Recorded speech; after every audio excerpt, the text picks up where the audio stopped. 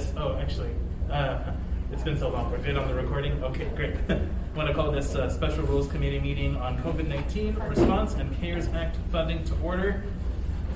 Before we do intros, just a note from the clerk that we are going to be entering through this door and exiting out of that door in an attempt to make one entrance, one exit. Let's go ahead and do intros, starting over here. Pete Peterson. Suzanne LaFrance. Thanks, Alito. Austin Quinn Davidson. Felix Rivera. Cameron Perez-Verdia. Christopher Constant. And then the two on the phone. Crystal Kennedy. And John, you're probably muted. John Weddle. Jamie Allard and Forrest Dunbar are excused. As normal for Rules Committee, special or otherwise, I prefer these to be more informal in nature, so no need for the Mr. Chairs or Mr. or Miss that or that. The clerk also wanted me to advise us that next Friday we have the ASD MOA joint meeting. I forget what time it is, but I think it's the normal time frame, 10 to 12.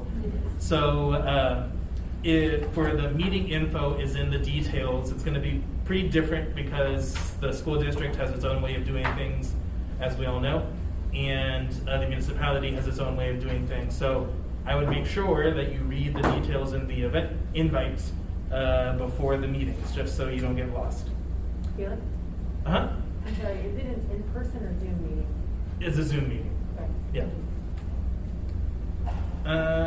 It's a Zoom meeting, huh? Yes, that's what the school district uses. It's a lot of Dangerous. debate. Don't. It's over at their site. This isn't our meeting. This is their meeting. This is their meeting, yes. We're going into their house. We might have a Kenai. House, their virtual No, I house. mean, yeah, we can Kenai have a assembly Kenai on our experience. hands. Let's hope we don't. Guys. Said Okay. to keep it casual. And we're not seated next to each other. Yeah. Be careful. We're not seated next to each other We're today. so All right. So sorry, folks, listening to the recording. Inside stuff. Have a nice day. Okay, so for folks on the phone, if you want to get in the queue, just text me, and we'll make it work that way. But otherwise, we have 8 members here, 2 on the phone, and 2 who are absent or excused. So let's get started. All right, so before we get into the specific CARES Act funding discussion, I want to start with a broader discussion about a lot of the different priority dialogues that we are having right now. So there are 3 that we have been having, and then 1 that I'm sure will be added on in some fashion soon. So we have been having the alcohol tax discussion. We've been having the 2021 budget priorities discussion as it relates to our adopted 2019-2021 assembly priorities. And we've been having this CARES Act priority discussion. And then soon we will have the MLNP discussion on what to do with those funds. So all of these are interrelated and may even build upon each other in some fashion, but should be to a degree kept separate. As one example, we may push that child care be funded in both CARES Act funding and alcohol tax funding. That's okay as long as we have a clear vision for the funds and communicate this to the administration and to the public clearly. So any discussion on that before we move to the specific CARES Act discussion that I want to have today? Yes. Yeah, Mr. Constant. Chris. I don't know if you received an email from the state legislature, any of them, a letter they wrote to Governor Dunleavy regarding child care funding, that he's sitting on $300 million, that he has cash on hand, that he should be applying, had said that he would apply, but because now there's this Anchorage pool, he's trying apparently to push that expense onto us, and which will essentially cost us the ability to meaningfully engage on that much of other areas of our priorities. And so I'll forward that to the clerk this evening so that members get a copy of it. Sure. can I ask a question about that? Mhm. Yes. Sure, yeah, go ahead, Austin. What's the 300 million? It's It's an additional CARES Act money that went to the state that he had Hi, committed. Michelle. My name is Tracy Mears. I'm the risk manager for the municipality of Anchorage.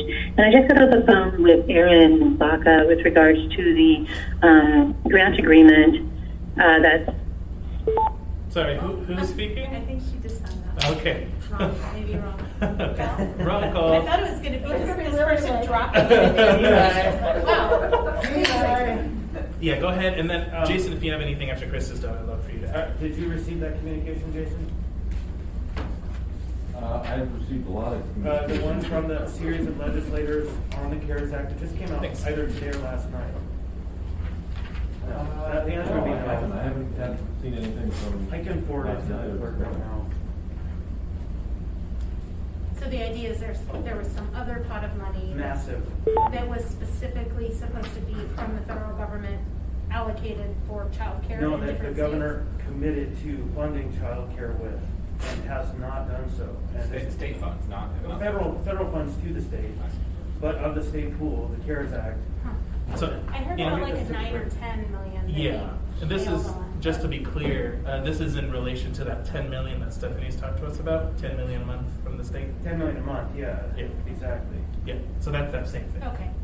And so there's a whole now effort by a series of legislators to push them to release those funds, which would take the pressure off of us. Ms. Barbara, I just sent it to you, if you could maybe find a way to print out. Thanks. Yeah, go ahead, Jason. So I think the pot of money, if I. recording started. I will read the letter, but I think what Chris might be talking about is with the 1.25 billion that the state received through the coronavirus relief fund, $562 million or so is what is being distributed to local government. So that is where we are going to be receiving our 156 million from. There was in that bucket of money $290 million that is going to be set aside for the small business grants that they are beginning to take applications on through the AK Cares program. I think that's what they're calling it. There was a number of other smaller buckets within each of those, some for education, some for AHFC and maybe some homelessness or other related programs. And once you added all of that up, there was roughly $280 to $300 million that they held off to the side. And my understanding of it is for them to be able to pay some of their direct costs that they are experiencing and going on. But I believe this is also where they were planning on doing some of these other things. And I just have not heard, what the governor's, ideas are on where else he wanted to spend it. So that might be where the legislature is trying to say now, no, we want you to spend it here, but I'll take a look at the Yeah, budget. it's 331 million, Yeah. Mr. Constant here, and that the governor knows, their team is saying, and we're going to lobby Congress to pay for childcare. We have this money. The legislators are saying, spend it. And so it's coming around. We'll get a copy. Cool, thank you. Any other discussion before we go into specific CARES Act? Yeah, go ahead. So horrible, right? I would like to, if we don't do it right now, but have a discussion generally about kind of our thoughts around how we want to process-wise with appropriations moving forward, because we have we've done some emergency appropriation, and then we have our normal, typical path. And I think it's important that we at least have the discussion about what's gonna move which ways and how all that's gonna work. Great. On that topic, Yeah. 2 questions. Hoping to find the administration's perspective on if they're going to drop before us kind of a budget, a proposed budget that we are going to push back with or play with, adjust, or if how we're going to do that. And then I have a procedural question on procurement, and I don't know the answer. I did email Ron, but I never heard back. What are the requirements for these dollars to be spent procedurally? Competitions, direct grants, sole source, what are the rules? And so I think we need a briefing to understand the mechanics of how these funds are to be distributed. I mean, I think for the most part, the rules on how they can go out are spelled out in all the treasury guidance and the FAQs that are there. I think to a certain extent it is up to us to decide, do we want to do direct grants or some other more competitive process. I mean, I would say that if we did something on the competitive process side, it would probably significantly slow down the ability for us to get the money into the community. But I don't see anything in the Treasury guidance or the FAQs that they have released that would in any way prevent us from doing something like that, if that's what we want to do. But So when to you date, say- we've done direct grants. When you say direct grants, that could be to any entity or individual. Yes. That just sounds outrageous to me. I would love that to be true, but my experience has said that couldn't happen. So that's what I would like Ron or you guys to work with, a guidance document for us that spells out the parameters and requirements according to the best of your knowledge. So that when we're having these conversations, we know what vehicles we have available to us. And then, Jason, did you want to talk to that other question of what you all are thinking in terms of the administration side of the CARES Act funding? I'm happy to. I think we are still still having conversations with different entities. We're having conversations with individual assembly members about what their priorities are based on all of the meetings that you guys have had over the last several weeks.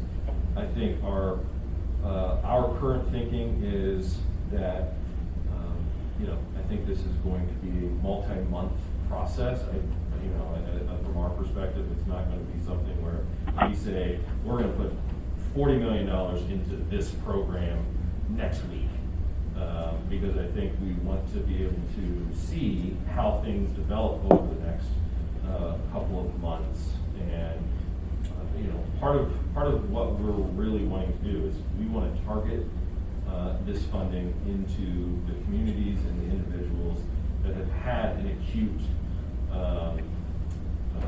shock from COVID. So that's either had their hours significantly reduced, or their business has been closed as a result of this. So I don't know if we'll have one budget that we will present and say this is how we want to spend it. I think we have talked in very broad categories in terms of just, I think we're in line with a lot of the categories that you guys have talked about. But I think we will take let's put some in, and then we'll get money into the community and we'll evaluate it and look to see where we are. I mean, I think some of the conversations we've had, I'll just give you the example around childcare, is some of those decisions I think are going to be significantly different depending on what ASD does in August and September. Like if they're not back in school full time, well, that's going to change our calculus in terms of where we want to potentially put money in. But if they are, again, that switches our calculus to maybe saying, okay, well, that's happening now, let's retarget some of the remaining funds. So I think that's where we are right now. Thanks, Jason. So for folks on the phone, I can hear some clickety-clackety, so if you can please mute yourself.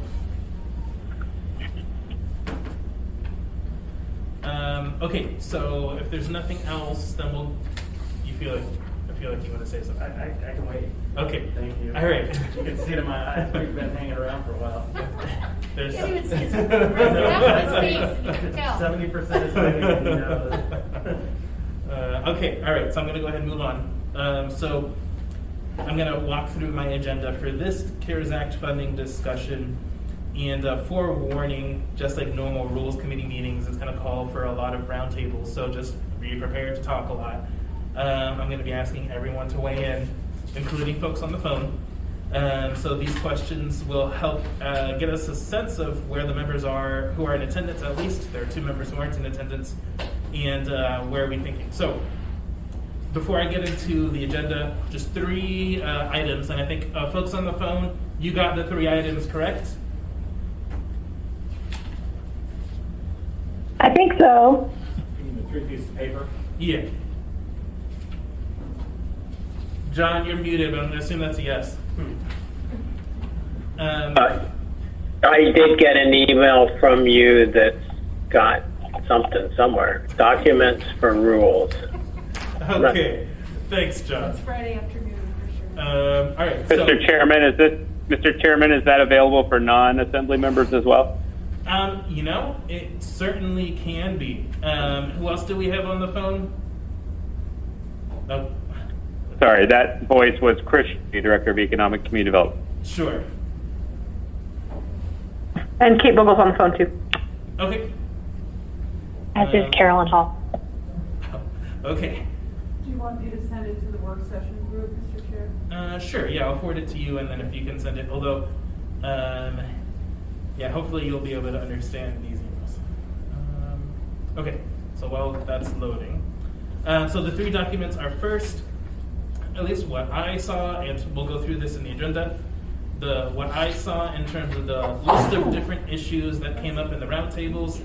Second was for folks who couldn't attend the Rules Committee meeting last Friday, the opening discussion that we had on COVID-19 next steps. And because there were so many members absent, we didn't really talk too much after that. And then third is the notes that Meg took during the values discussion that we had. I think this was May 8th. So we're going to be looping back to a lot of these older discussions that we've had. So here are the topics that we're going to go. So first, we're going to just start off with a general share of your take on the various roundtables. And then next, and then I have some specific things underneath that. Next, we will talk about, like Meg had asked, the discussion of urgent versus maybe a little less urgent. Then we're going to talk about, I want to try to get a sense, if there is the ability to get a sense of how we want to split up the monies in terms of urgency and non-urgency. So I'll talk about that more once we get there. Then next, I want to talk about if there's anything else on this list of things that some of the members would like to add.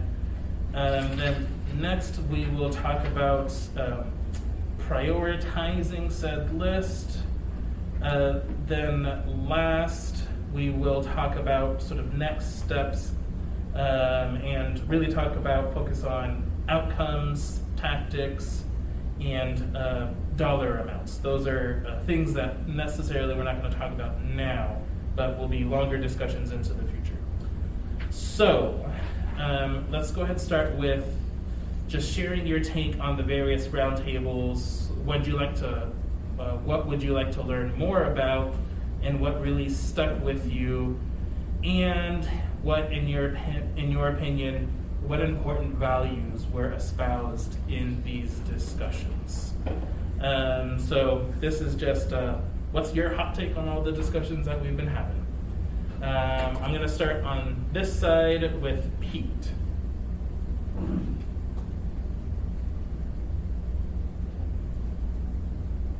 Well, my biggest, what I've taken away from what I've heard is,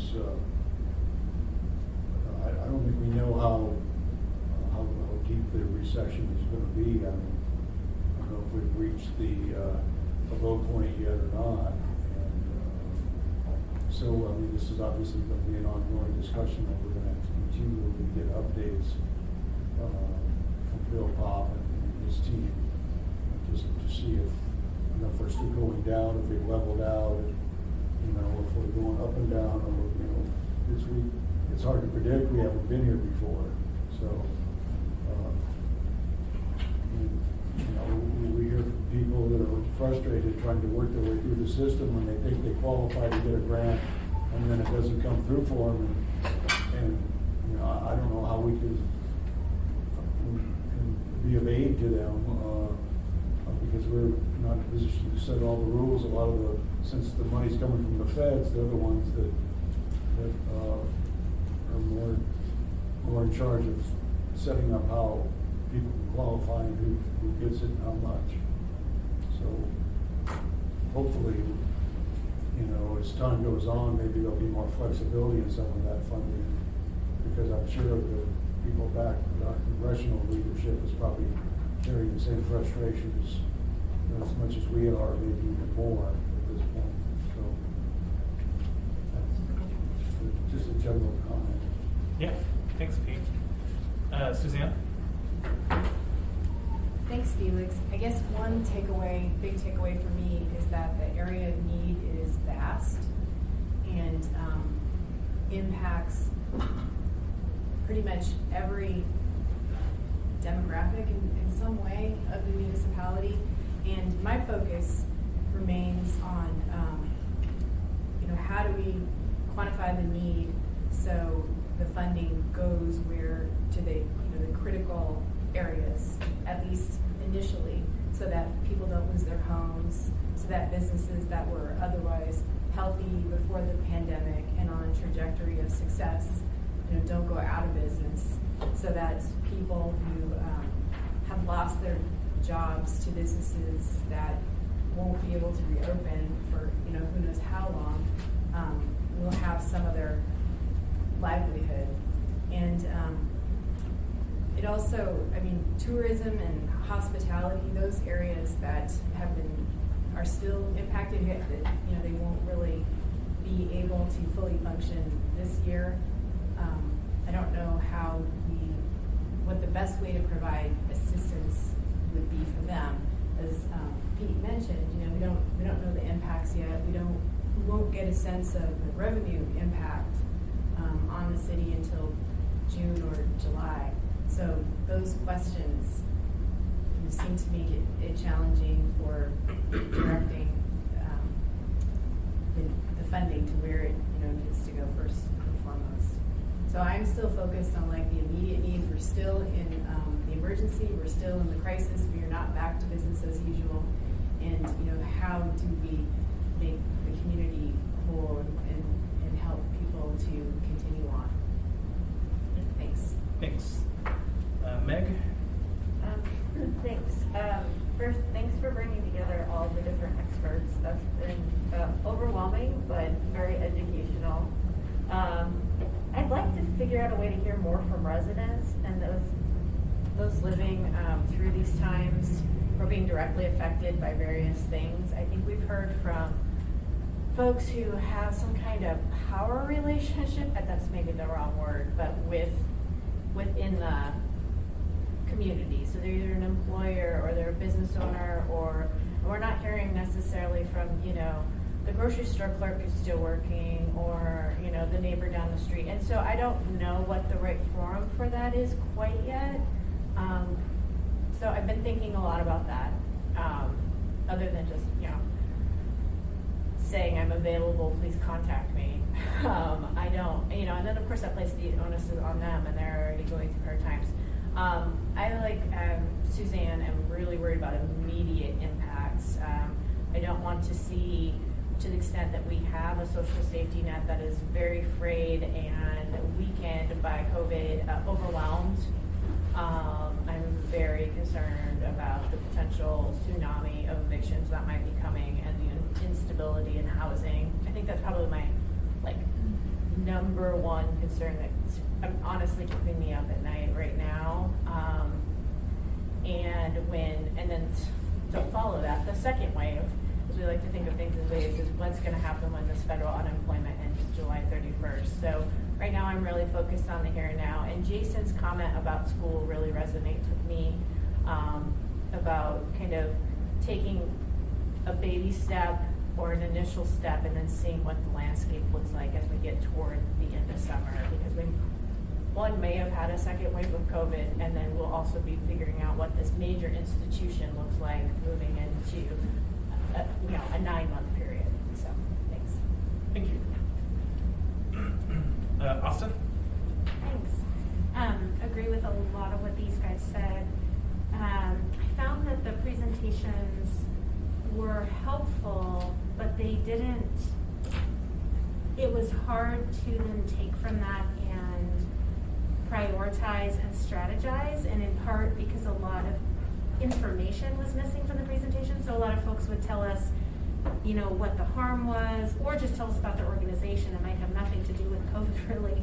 And it was hard from that to then go, oh, these are my top 10 priorities. And so I think that's probably what this process is for, to kind of work through that. Like Meg, I think I'm most interested in sort of direct services, or I don't know if that's the right term, but rental assistance.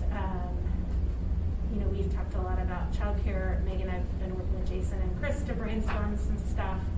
And I am really curious about this sort of innate belief we all have that small businesses are the driver of the economy, and I'd like to have an economist talk to us about that, because I feel like we all talk about how small businesses should get the grants, and I believe that to be true myself as well, but I'm interested in why we don't think it's another sector of society, and why, I don't know, I just want to know more about that. Is there a double impact because the small business then can do X, and perhaps there is, or do we just like the idea of small businesses? Like, does it make more sense just to give money to people who can't afford to pay their rent versus give it to a small business that can then keep operating their small business? What are the economic ramifications of those? And so I think that for me, it's sort of an overall, like, how do we determine the best use of the dollars, and then the strategy for how we prioritize all of those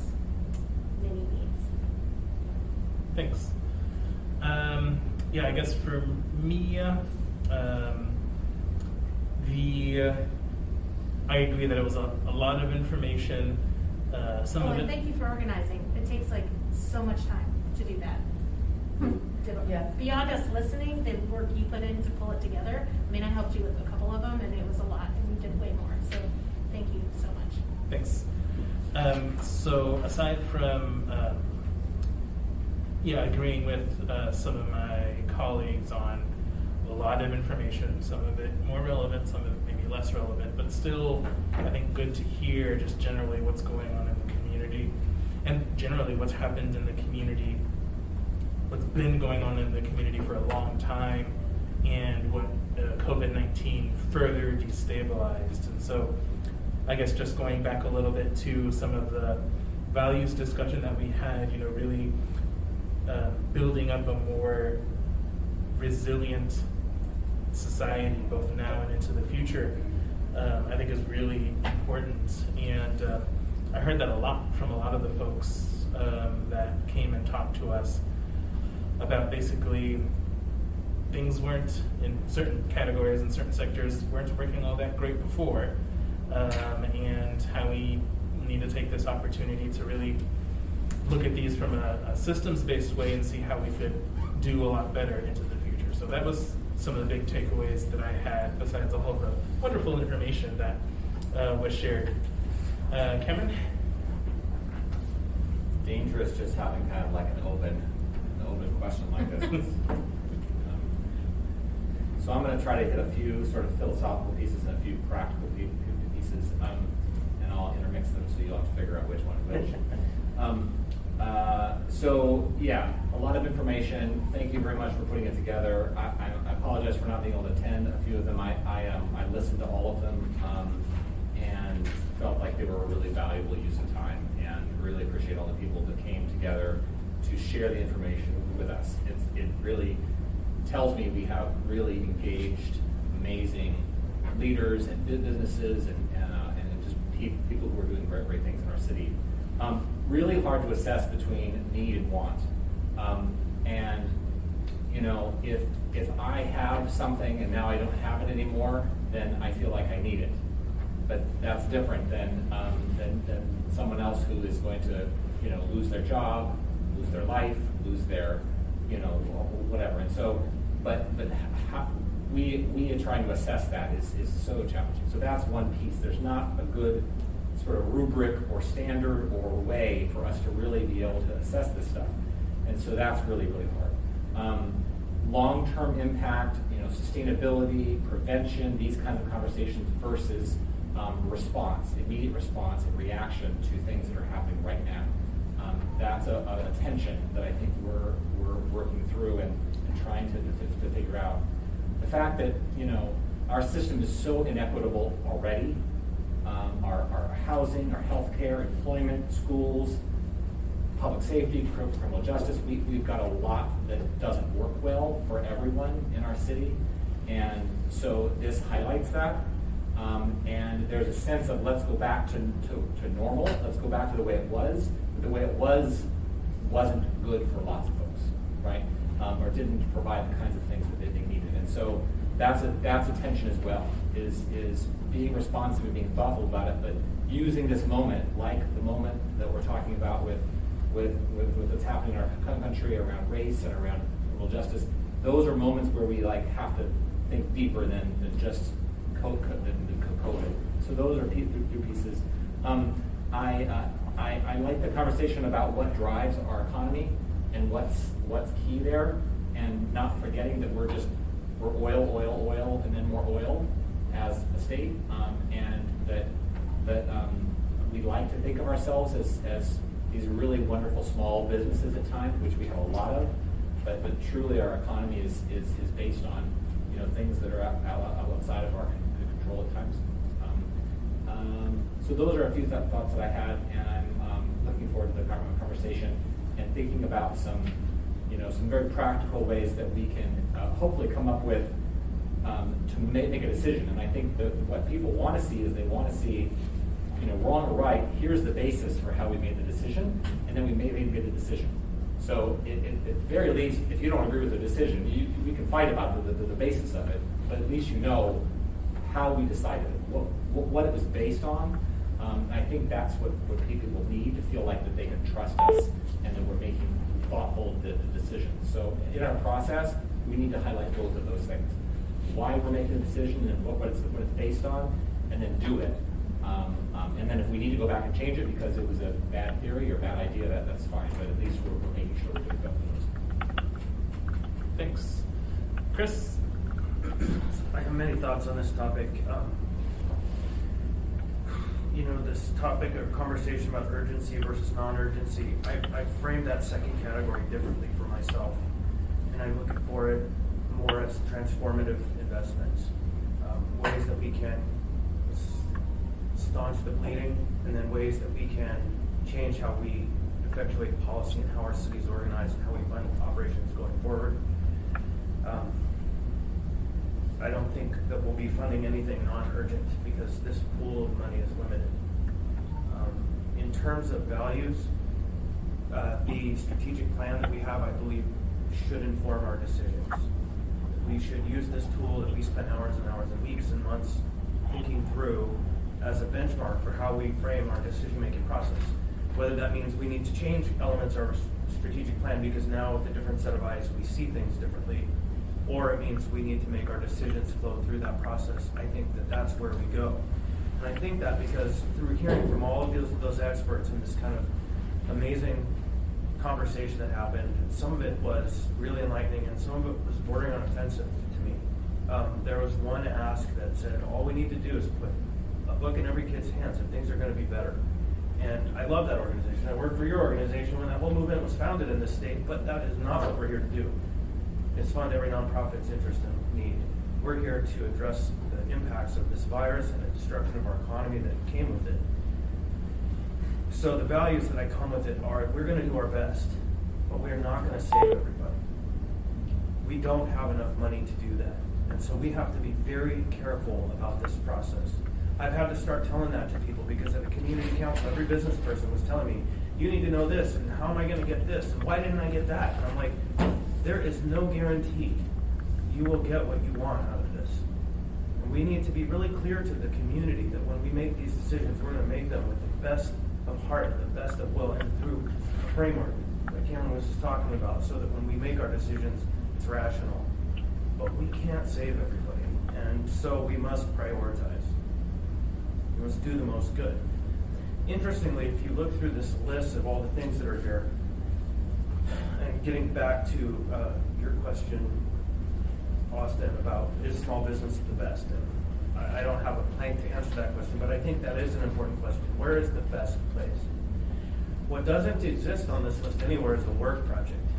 Like any kind of work project. Projects where we help people put people to work. If the problem in our economy is that we have no work for people, then let's not just give a check to someone to spend one time, but let's create projects that put people to work that solve problems.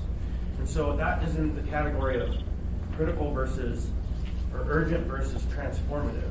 And when I think of transformative investments, Thank you. I agree. Judy. So when I think of transformative investments, there are a number of things that come to mind. So we have been struggling and fighting with the conversation for now, some of us for a decade or more, every one of you since you got on this body. What are we going to do about the homeless situation? The homeless service system we have was totally broken, shattered to the ground, ground into dust, and is now being rebuilt. So we have an opportunity now to transform through investments how that system refabricates itself into the new model. We have never had and will never again have, hopefully, this opportunity to redo this system. Let us think very carefully about that project. It's one of our core planks on our strategic plan, and all of you know that it's been haunting us forever, and we have a pool of money that we could invest in a way that would change it all at once. Please, let's be very careful about that thought, because it's an opportunity. Another thought is, and this again is these kind of non-urgent systems, investments, work projects. I think of all of these dead trees that are going to burn down all of our neighborhoods.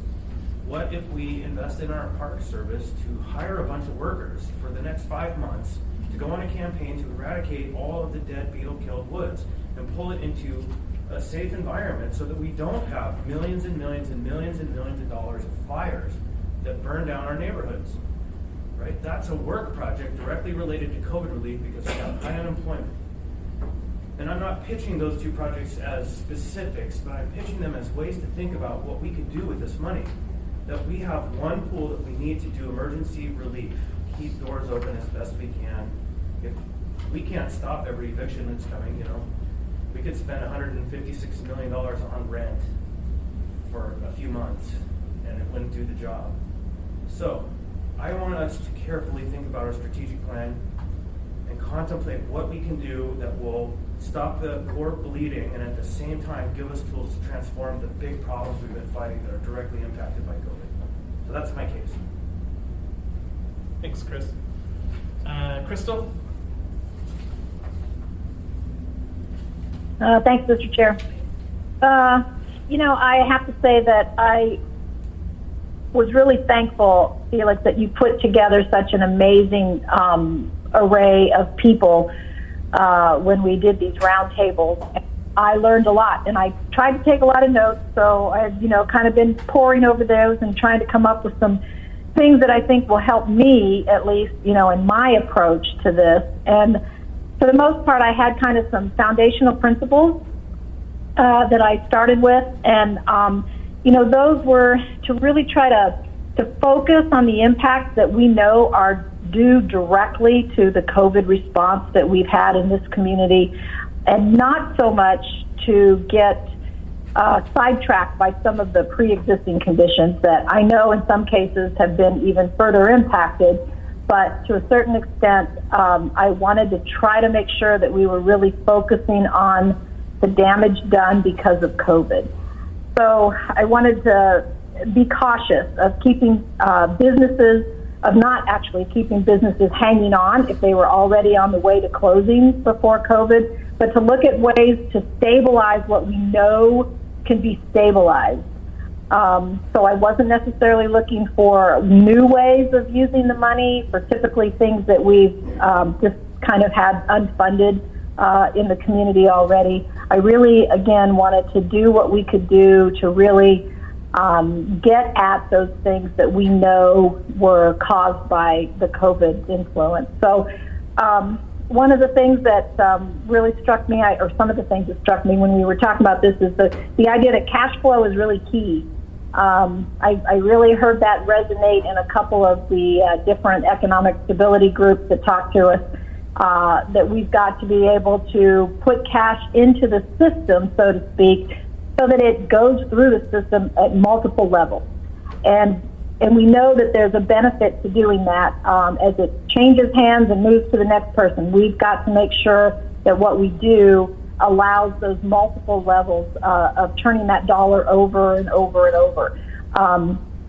So I don't really know exactly what that looks like, but I think it's a pretty important thing to remember. I think one of the ways that we do that with the cash flow is to put it into businesses. Because businesses are typically paying multiple different things for their to keep that business open, and certainly it flows through to the employees too, which then of course employees turn that into rent and food and healthcare, daycare, all those things. So again, one of the I think important things to remember is that a business is already set up to actually get more cash flow rolling through the economic drivers of the community. Let's see. Oh, another good thing that was really good to remember, and I really love the way we had so many different nonprofits, was recognizing the significant roles that a lot of our nonprofits play in filling those many service gaps that we have. I mean, it's amazing to me to think that there's always been somebody that came up with the idea of trying to help out in some way in the community, and they developed a nonprofit to do it. So I want to make sure we keep focused on the nonprofits. They're businesses as well, but they already provide things that maybe the state or the muni has not been able to provide. So in order to kind of keep that stability in the community, we ought to be making sure that we pay attention to them as well. I was really struck by what kind of a level and depth of a challenge the child care industry has. Obviously, that impacts getting our businesses back together. It certainly it impacts individuals feeling like they can go back to work. So that was something that I, really been looking at too. And I know Meg and others have really focused on that as well.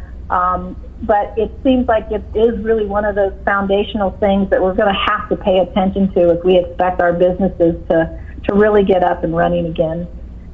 So I think the other thing that we've talked about has been this idea of small business, and Austin might have brought this up too, that why are we focusing on small businesses? And I would say I kind of hope not, because I think some of our small businesses did just fine, but some of our large businesses actually had some struggles. And I'm happy to say I just read that I guess our JCPenney store is not closing in downtown Anchorage, but that's kind of an example of the potential that we really could have lost in this community.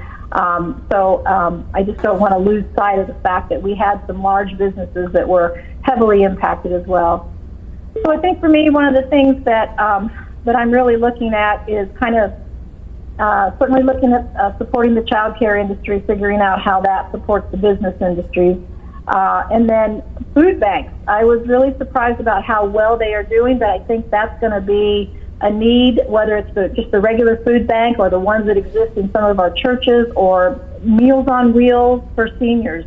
So I kind of want to make sure that we keep the food industry up and running as much as we can.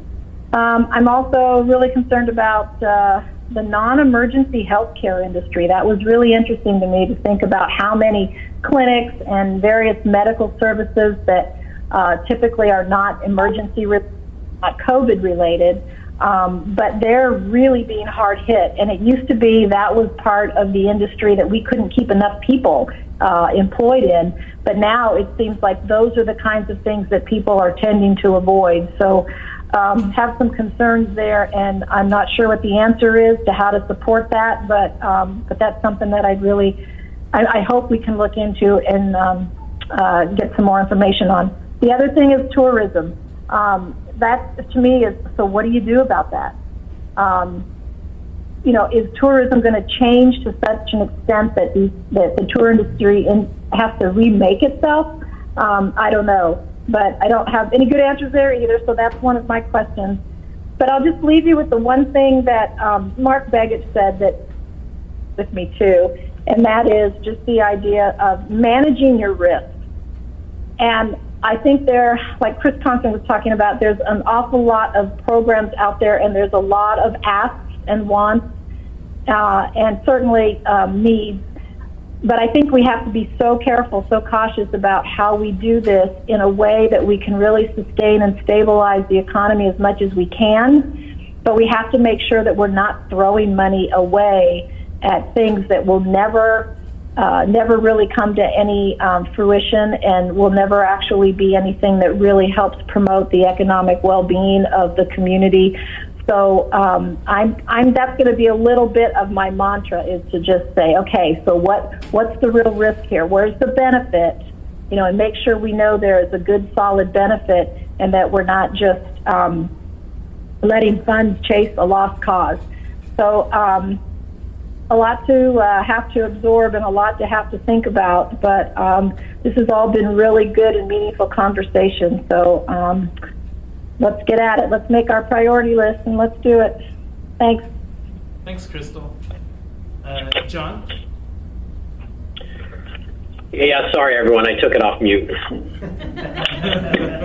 Nice work. Well, thanks. That's good ideas. I guess I don't know a clear list of priorities, but some that have been mentioned before, and one is in all the spending we do is look for long-term benefits, so that if it's operating costs or even the rent relief, like I think Chris mentioned, that's something that you'll see great benefit, but it just lasts a few months, and it's not something that we'll look back on in 5 or 10 years and say we're a more solid city because we did that, and point back. And I think one thing that's very clear, and Chris brought up, is we have for decades needed another homeless shelter. I mean, the one that we have is beyond its capacity. We've known that forever, and we've, I think, shown how the help that you can get when we open up the Sullivan Arena. So to use some of these funds to help set up another homeless campus, not just an overnight shelter, but something that's got all the services together, is something that will help us in many ways, but also deals directly with what we've learned from the COVID problem. And then I think kind of what Crystal had mentioned, the impact on the medical community, and helping some of these clinics and broadening our kind of strengthening that system. And of course, Girdwood is one that I know probably the best. The needs they have to meet COVID-19, and that's a separated community with no other recourse if they're separated from Anchorage. And then the child care thing, and that's a tough one. I don't want to fund operating costs so much for child care now, but do try to figure out something that would in the long term help lower their costs so that we have more child care, which I think we needed before COVID, but obviously now to get people back to work, we need. So those three kind of jumped out. As far as business, it's it's a cycle, and Crystal said, well, if we prop up, give money to business, it goes to their employees, and their employees spend the money, and it cycles through the economy, which is true. But as a small business owner, what I always need more of is paying customers. And if you have people with cash, they spend it in the business, you get to hire your employees and pay your rent and do everything, and that's where, to me, the cycle really begins, is from customers. And where we get into this problem is, and Crystal mentioned this, are we propping up businesses that were going to fail anyway? And I hate to say Penny's was kind of on the brink pre-COVID, so we're lucky to have them. But and the way you prevent that is if the money comes from the customer level, they decide which businesses are going to make it or not by do they provide something that the community needs. And how do you get that? How do you get it to the customers? And, Chris's idea on work programs is not far off. I mean, that's a tried and true technique for recessions and depressions. And, the work programs in the 30s did amazing things that still exist and make this a stronger country. And, I think cutting down the Spruce Park Hill is one. You got to have the right people trained properly to do that. But that's a speed bump compared to what we need. So those all have long-term benefits, and they kind of help the economy. there's also something that I'm thinking more and more of, and I've brought up before, but a big help with low cost would be to create a payment plan for property taxes. And it's kind of laid out the gate because people have that first payment due pretty quick here. But, I'm just talking to people who, they've never had trouble with, payments or anything. I mean, they're solid middle class people, but they lost their jobs, for 5 weeks or whatever it was, months. And now they're having trouble and they have this property tax payment. This is shoot. So these are people who will land on their feet. They're just not quite there right now. And it's relatively cheap for us to develop some kind of payment plan for people who need it. We kind of gave up, not inappropriately, about $250,000 for the permits for taxis and limos and so on, on Tuesday.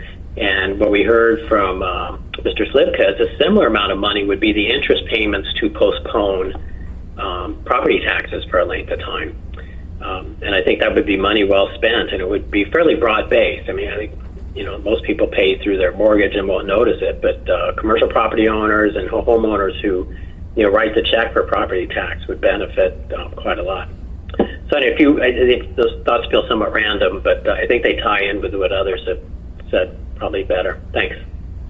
Thanks, John.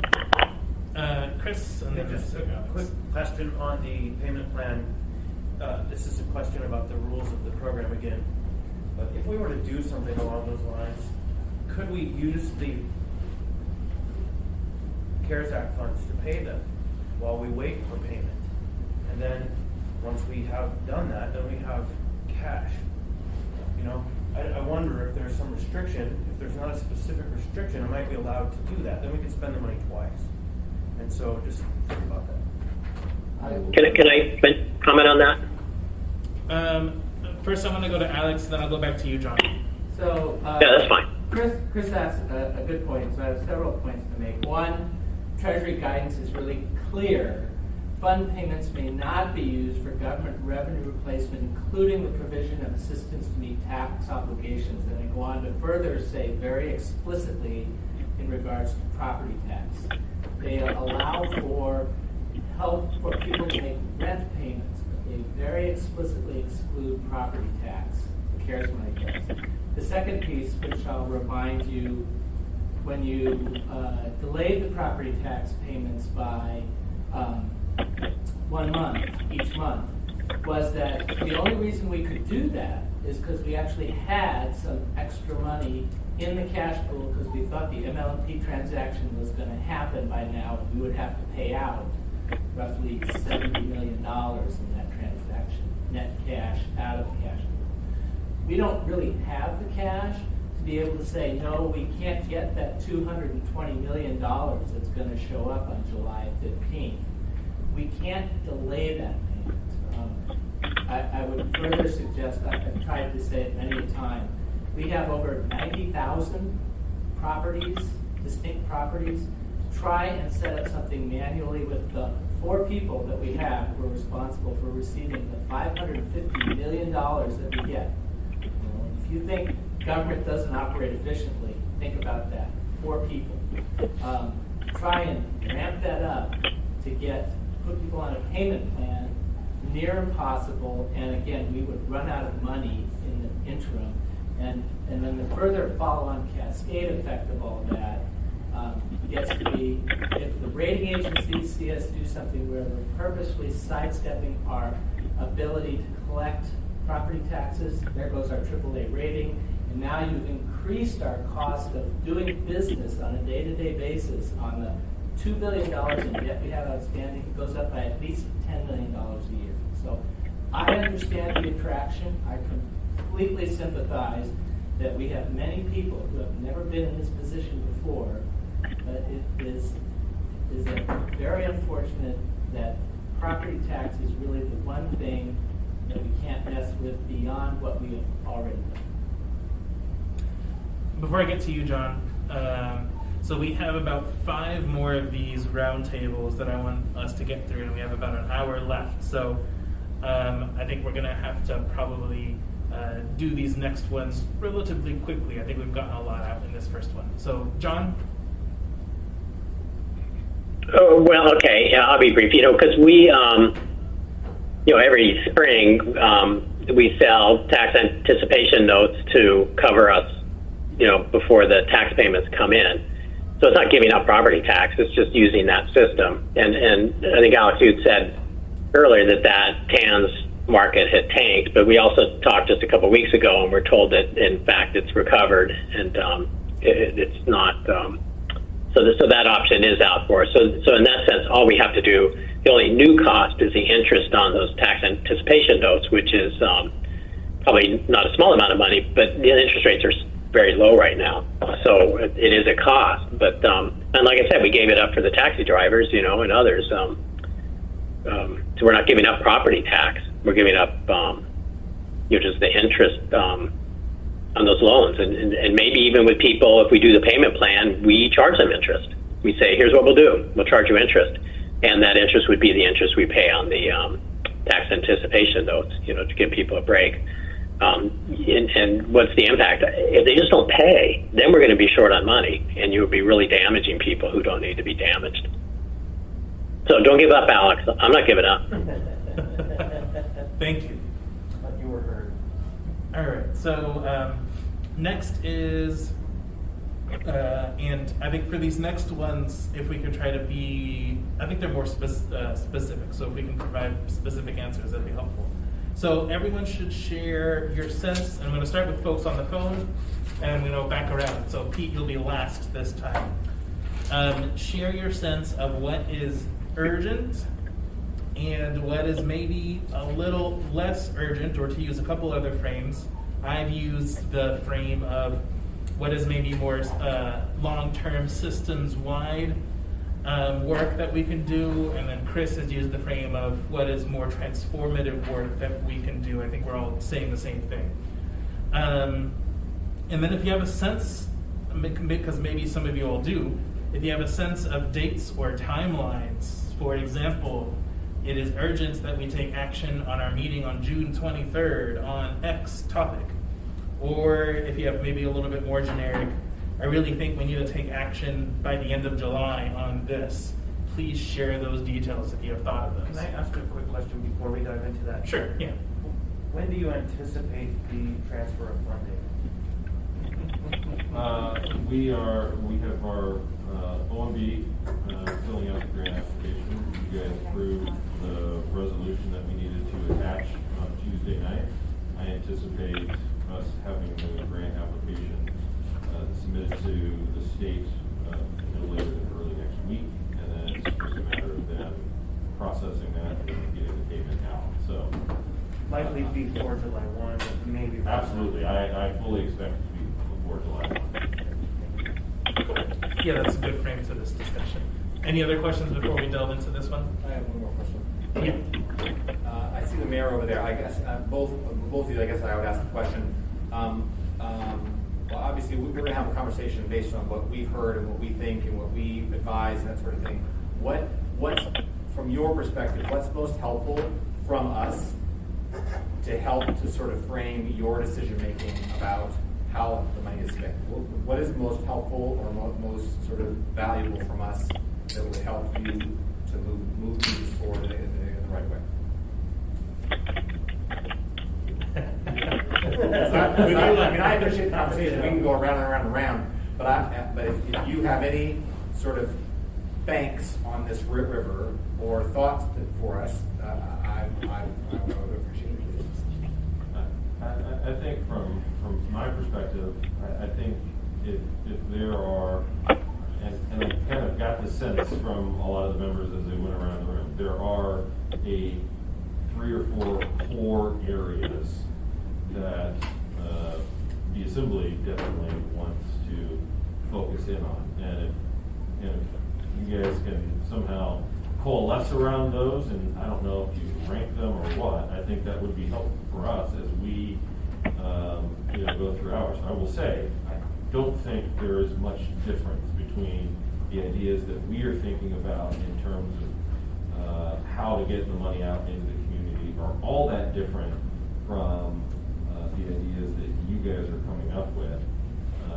But I do think, as I mentioned earlier, I think getting a sense from the body, are you in agreement with what I said in terms of we're not going to necessarily do all of this in one large chunk in June or July, but this is going to be an ongoing conversation over the next couple of months as we target where we want to put this, would be helpful. I mean, because we have to spend time developing the criteria and scope of these grant agreements as we move forward. And those take time.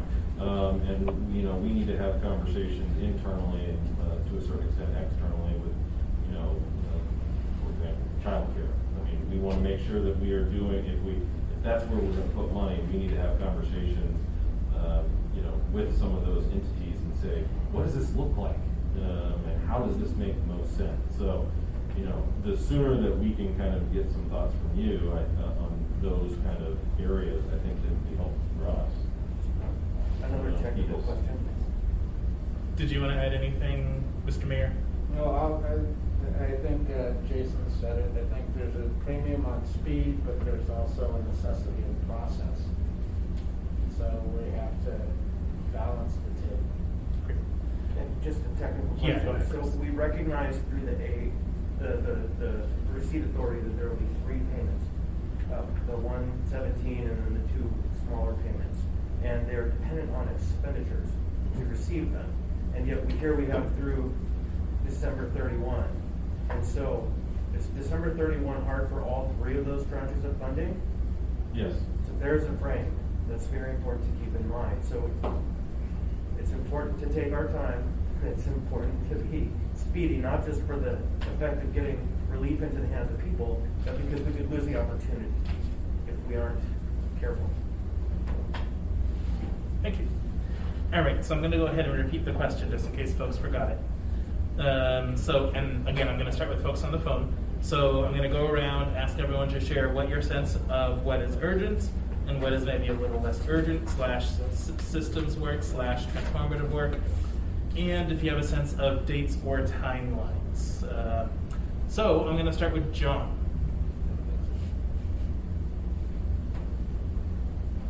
Off mute.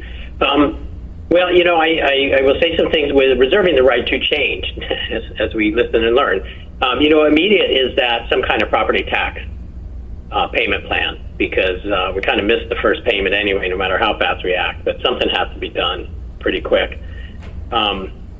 And long term, I think things that we'd already mentioned, I think a long term, a second homeless campus, with all the variety of services that are needed to get people back into functioning lives. And then, figure out various medical, child care issues, so that when the next virus comes around, we're ready. We're stronger for that, and we're stronger between pandemics. And then, and then I guess medium term, but not too much far down the line, is the idea of kind of getting more money to more people to prop up the economy, and consumers having money to spend. And I like the idea of doing it through the work programs like Chris had talked about. Thanks. Thanks. Crystal? Thank you. I would agree that one of the things we really need is a plan on how to deal with property owners who can't pay their taxes. So that's not really, I don't know if that, well, maybe that is a use of the funds to have somebody kind of draft up some of those plans and figure out how we really do start to deal with that kind of impact that has on the budget. I think the other thing is just some kind of business relief grant. We started on that, and we know that we had more applicants than we had money to be able to pass out. So I think kind of building on what we've already started so that we can address some of those needs that are already being requested would probably be really helpful, at least for another month or so. I think the other thing is to really figure out the challenges to childcare, figuring out the number of facilities we need to accommodate the health guidelines. I know there are insurance questions out there that need to be answered. Certainly the ability to help these healthcare facilities provide the proper health requirements and protocols and equipment. and then in just dealing with the costs that might be causing families that maybe don't have the funds to pay for that right now. So that's kind of all one big, huge thing to really look at as a priority. I think rental cost assistance is important. I don't think Crystal, it's necessarily. Sorry, Crystal, just before Yeah. you go on, because I really want to make sure I'm capturing this correctly. So everything that you've stated so far, would you put that in the immediate urgent category? Yes, I would. Okay, thanks.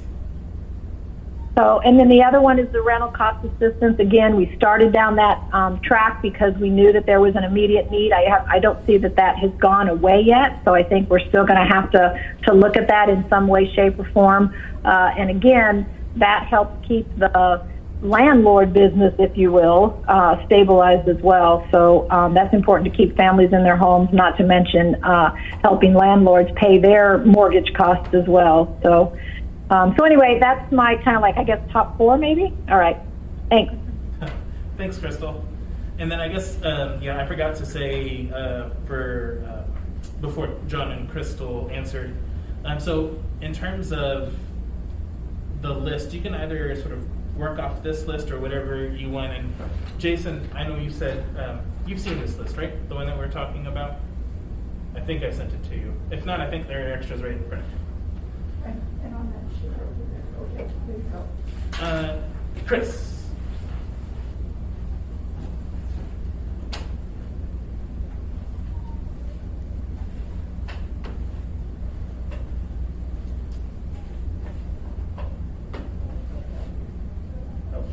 Sorry. Yeah.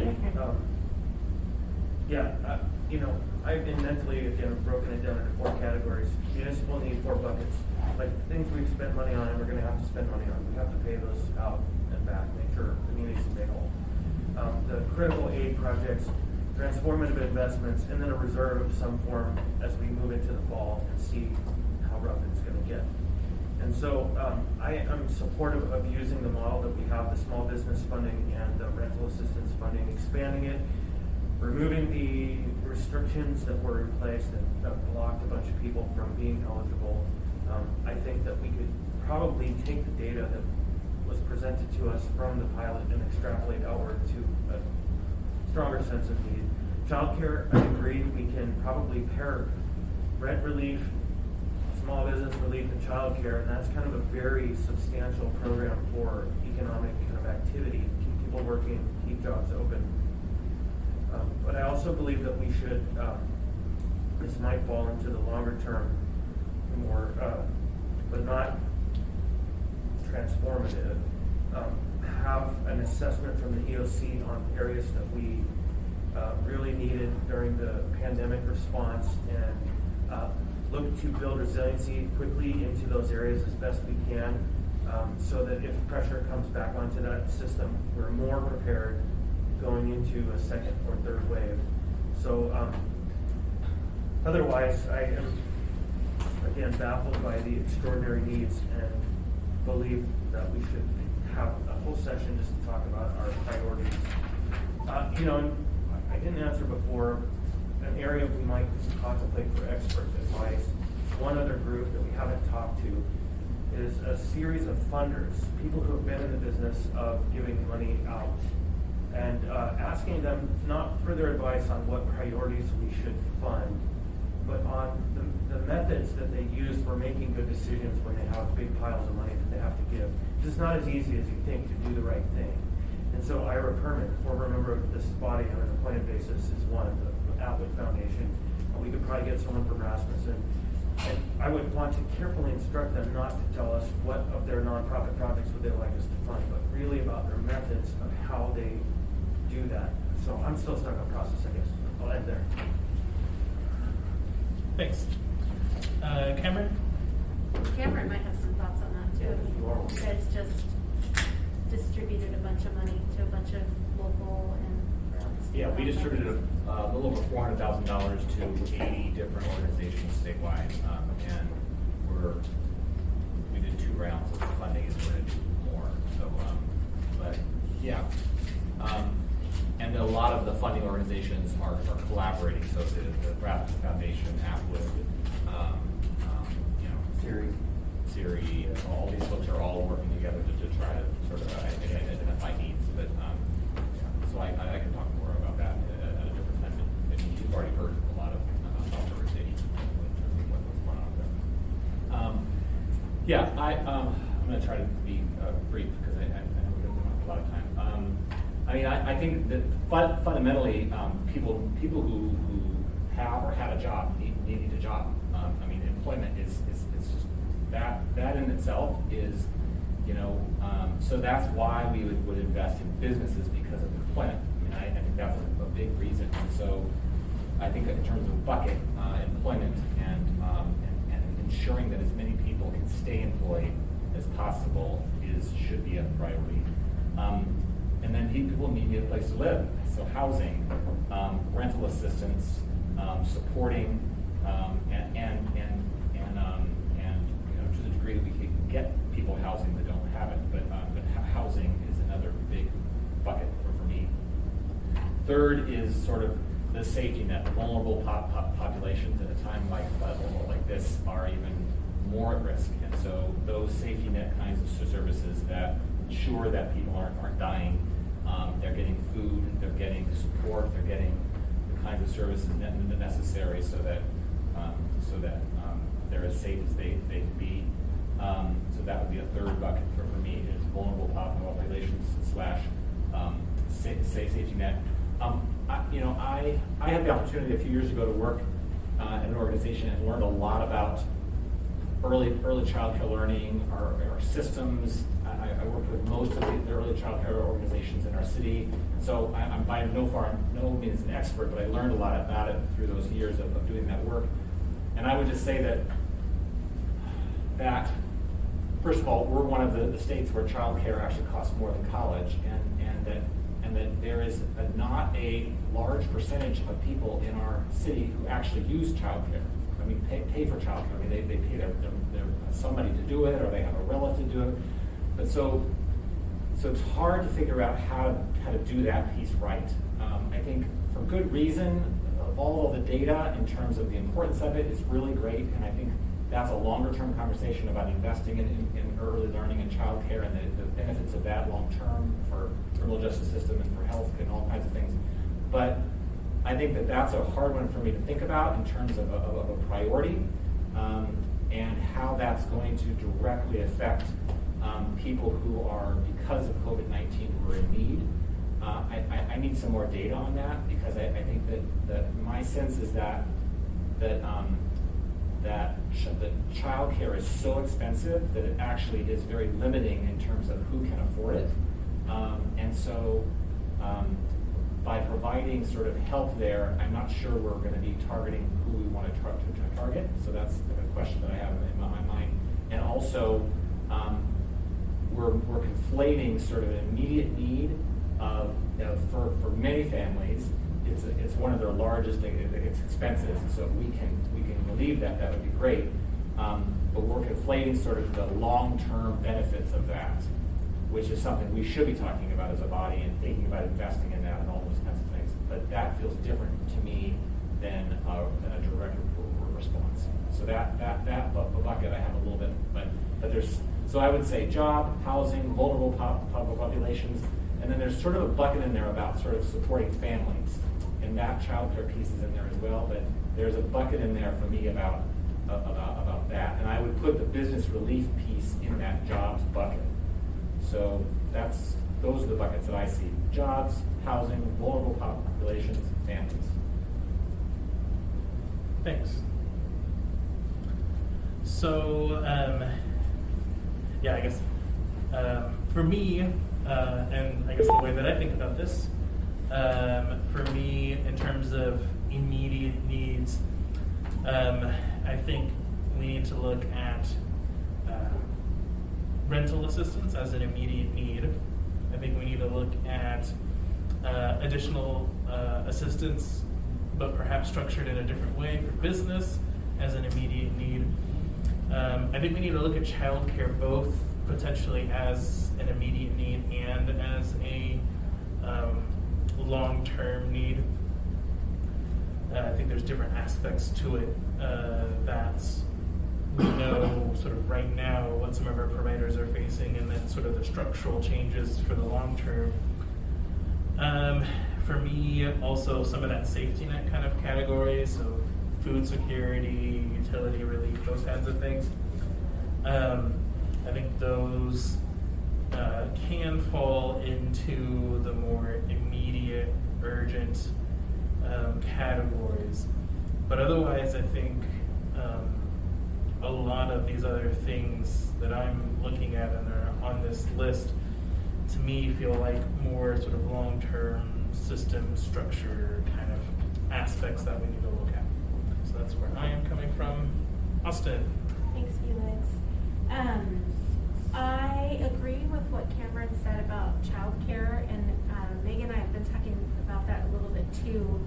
You know, if you follow the Juno model, they, I believe, gave money to fund the providers and basically pay for the folks who were no longer going there to keep the business afloat.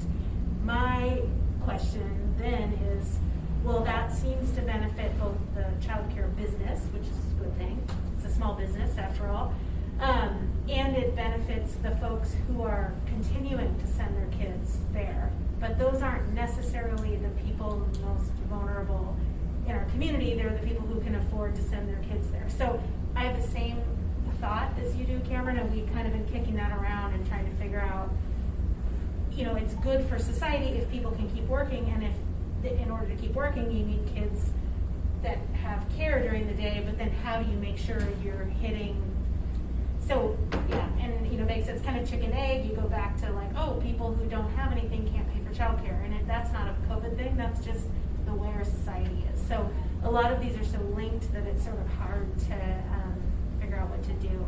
But yeah, so it's something about childcare, rental assistance, and Megan and I had already talked about trying to propose an increase, and she could talk more about that, to the pilot program at our June 23rd meeting, so that we can avoid some of the potential evictions that could start happening if the state lifts their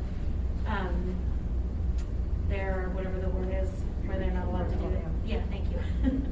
And then ensuring employment. I think it's true. I mean, you could give people money, or you could give them a job, and then build something. And I love Chris's idea of a workforce kind of thing, or a work project. I think that's great. I think there's like parks and trails things. There's homelessness stuff where we repeatedly say we don't have enough people to do things. Well, we could hire people, and then we could pay them money and get a product out of it rather than just giving away money. So I really like that. I think those kinds of things are hard to do quickly, so we'd have to think about how we do it, but I think it's a really good idea. Thanks. Meg?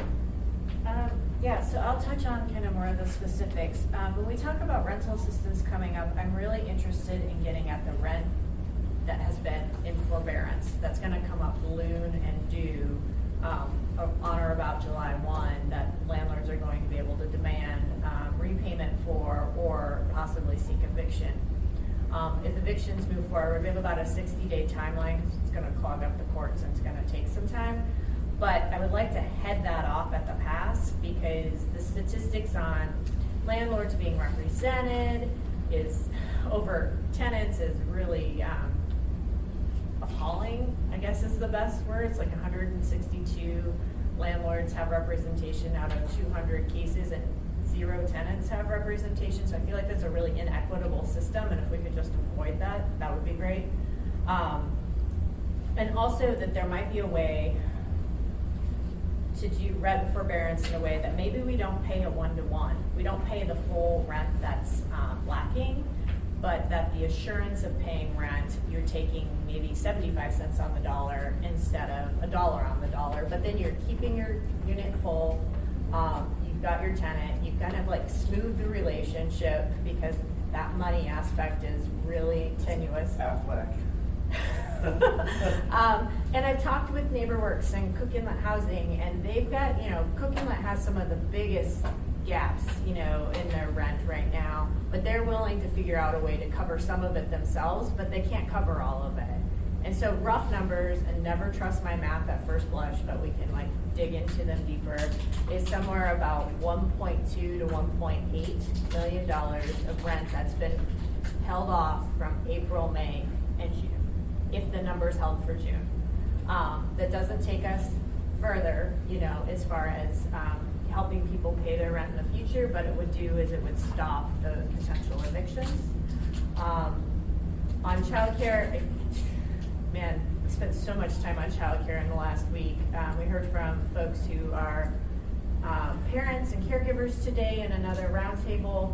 You know, I wonder if we could target agencies that accept the subsidy somehow more. I don't know how that plays out, if some childcare providers do or don't take the subsidy, or if we could help those that aren't, who would qualify for the subsidy but otherwise can't access the subsidy because of limitations on how you can spend the subsidy. So those are my two thoughts there. And then the last one that's really, two that are really in the short term for me, and I've really been thinking short term. I need a better idea of how many people pay their property taxes and how much money that is out of pocket versus mortgages. Because it's not everyone. It's actually a vast majority don't pay out of pocket, they pay via mortgage. So I need a better sense of that volume. And then unemployment benefit stimulus, that's gonna end very soon, and I think that's gonna have a ripple effect. That's very significant, that we need something to backstop it with. We will never be able to replicate, I don't think, the $600 a week, but can we backstop it with a combination of job opportunities and something, but also not leave out, honestly, the folks who've kept working this whole time and aren't making great money, because I feel like they're getting pinched too, so in an immediate way. So those are all of mine. And they're all in the short term. But the rent forbearance in particular, the 23rd is kind of where my mind is at. Thanks. Suzanne? Thanks, Felix. I agree with much of what's already been said. As far as urgent, I think of it in the two categories for me: individuals and families, and then businesses, nonprofits, rental assistance, whatever form that takes, and jobs or unemployment benefits, childcare are at the top of the list. And for businesses, I'm not sure what assistance is needed. I'm not just talking about small businesses, but again, any businesses that have been on, you know, a trajectory of success before COVID-19 and who now are unable to continue functioning. I am focused on the biggest, most immediate challenges. And as far as long term, I know Christy pointed out, you know, the 6 months or so that we have, and I also had a public works program on my original email to Felix, and I'm glad to see that discussed, because I think that's one way we could have longer term impact and resiliency as well, so that we can help businesses and other organizations stay open in whatever next rounds are coming. And I liked the idea of a homeless campus as well. I think John's right, it's obviously a long-term or a need we had for a while. I did want to just comment quickly. I don't have any specifics yet, and I'm looking forward to dividing and conquering, because it seems like we all could, you know, be working on the same things, because we have a lot of the similar views on what's most important.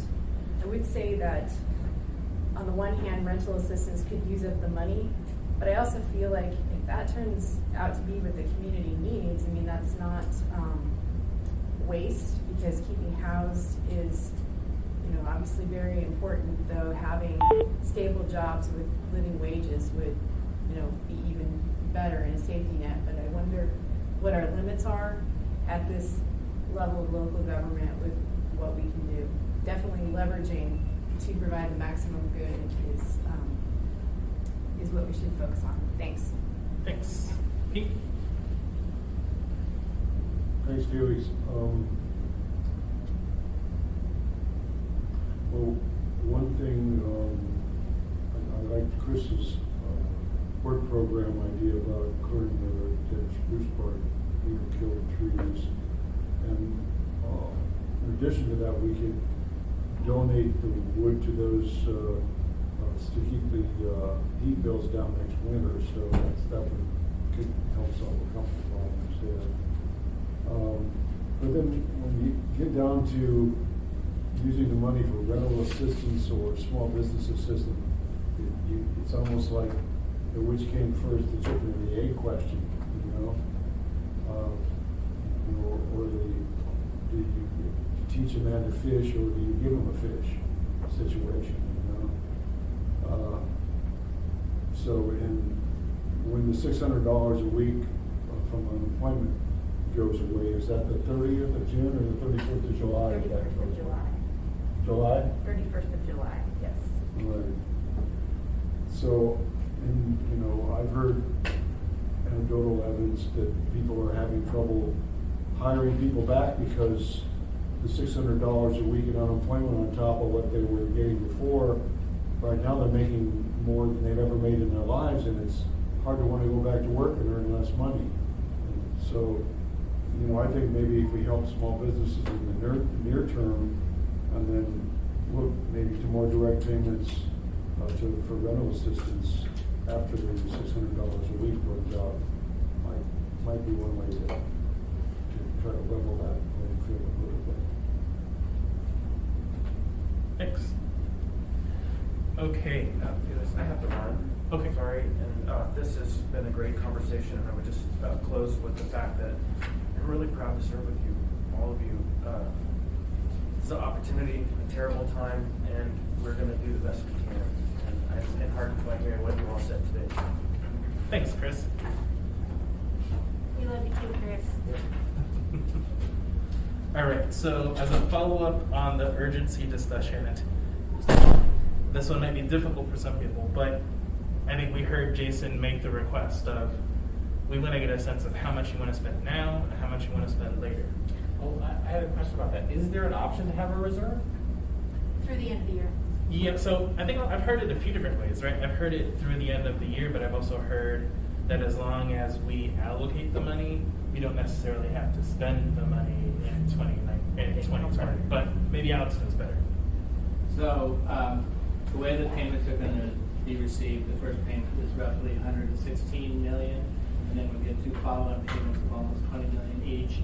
We have to spend 80% of the first payment, $92.3 million, before we get the second payment, and then the same thing again. We have to spend 80% of that money before we get the final money. I would say if you even are thinking about the idea of some kind of a reserve, just think about that last $20 million. Okay? But, I wouldn't start thinking about the earlier money. Can you say the numbers again? Yeah. Do we have the dates for those? 2020? Pardon? What? So the dates, they used to have dates, but, essentially, as Jason said, the 116, which is basically 96 in one pot plus 20 million in a second pot, and then the second and third payments are the follow-on of those 20 million, and they characterize it differently, but for our purposes, it doesn't really matter. But, as soon as we get the first money, we have to have spent or obligated 80% of that before they will send us the follow-on check. But I think we're in the timeline that it'll take us a while, but because we're not going to be able to do anything without your authority. So let's say we'll be into July before you've probably done anything with the first chunk. So that's on the timeline of what they said originally. So for all practical purposes, once we've spent the money, we'll get the next chunk. Okay, so how much did we have to spend? Is it 80%? Is that what you said? We have to spend 80% of the first 116 before we will get the next 20 million, and we have to have spent 80% of all of that before we will get the final 20 million. And I believe it all has to be spent and or encumbered by March of 2021.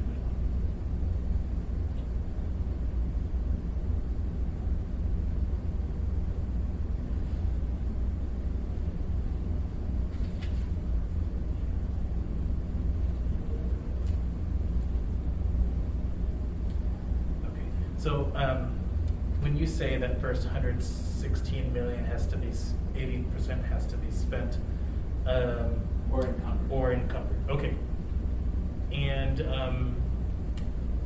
So I guess as an example, Yeah, if thanks. you were to say, the July, whatever the meeting is, we hereby encumber $20 million for rent relief and $20 million for small business assistance and $20 million, you know, once you passed all that, that money's encumbered, so that gets added up to the total, so then we can start talking about it. Got it. Okay. Any other questions on that before we go around the table? Yeah, go ahead, Suzanne. So can the encumbrances change? So if you, Alex, if you estimate you need 50 million for rental assistance and it turns out you need less later, I'm assuming you can reallocate? Right, well, you're gonna encumber Right. however much. Right. So, yes, so if you encumber X amount in July and then come October, you realize that you didn't need all of that and you wanted to redirect it, you of course can't completely do that. And that would be through a contractual obligation such as a PO or some kind of signed agreement?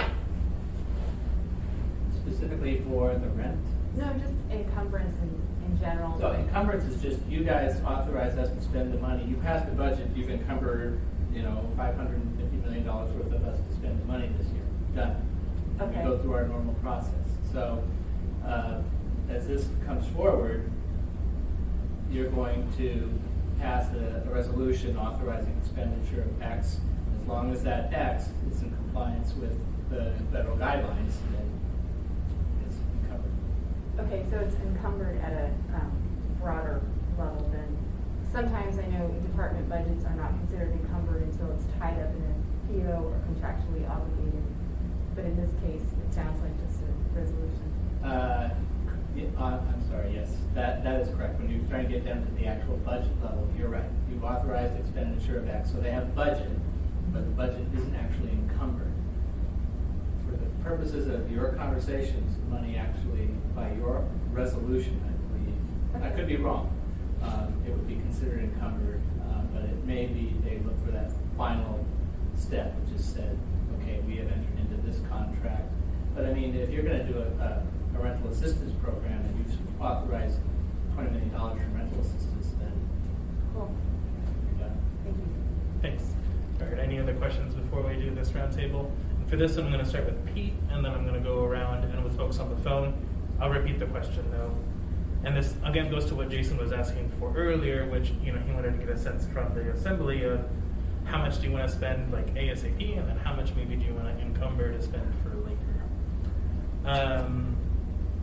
Okay, so again, I want to ask everyone to weigh in on sort of what percent of funding you think should go to sort of urgent, immediate needs, and then what should go and maybe encumber towards later, so we can give that direction to the administration. I understand that there's probably a lot of nuances to this, but if we can at least try to, with what we have now, what we know now, get a better sense of things, put a guesstimate on it, that'd be helpful. Does everyone understand the numbers, 116, 50, or 2020, and how much we need to encumber and spend? Okay, so go ahead, Pete.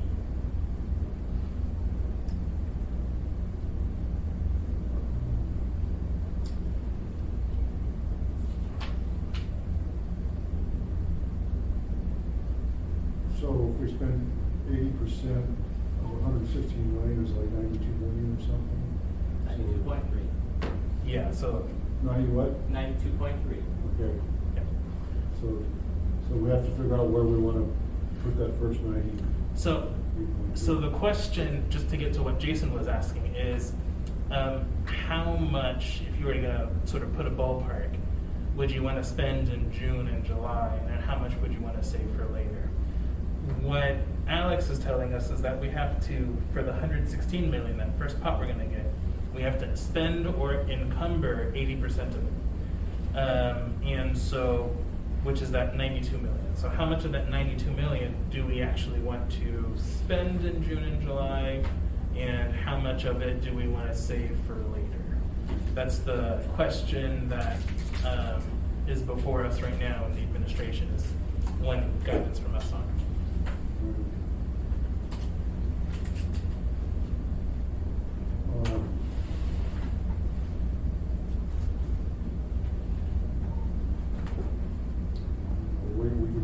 split it between the small business program that we created and the rental assistance program that we created.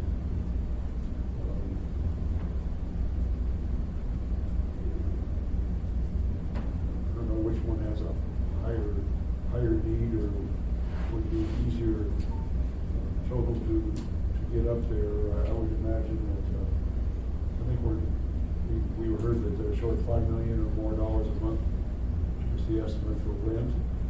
So that after 6 months we use up half of the $92 million for that easily. And if we're going to give out $10,000 grants to small businesses, I think we could probably get rid of the remaining balance in a relatively short period of time as well. Okay, so then I guess just to make sure that I'm capturing your guidance, so what you're saying is, let's not encumber, let's just spend as much as we can in these different pots. Well, I think we need to get some money flowing through the economy, the sooner the better right now. Okay. Because small businesses don't know whether they want to reopen or not. They don't know if their customers are coming out, and the customers don't know if they're coming because they don't know if they have the money. So it's sort of a catch-22 situation. Sure. Thanks. And I guess, yeah, just to add a little bit to maybe make this question a little easier for folks to answer. So we've talked about, right, urgent needs, long-term, more systems, more transformative needs. And so I guess that's in the end what we're trying to get to with this round of questions is how much do we want to spend on those more urgent needs? I think we've heard sort of ballpark some numbers in different cases, but I would put this more as a sort of percentage basis. I think that's how I would answer it, but maybe other people have different ways of answering it. I know this one's tough. Suzanne? Thanks, Felix. So I still don't feel like I have an understanding of the numbers in terms of how to measure the urgent needs. So my inclination would be to encumber through resolution the full 80% towards urgent needs because we don't know what those are yet too. And then as we develop these longer term views and have a better sense of targeting that spend, then we could just go back and reallocate. If we determine our urgent need is not so great, we can put it towards these other longer term programs. Of course, it would hinge on how we define urgent need, and I think that we have coalesced around several different categories. Thanks. And I have to run. No problem. Meg?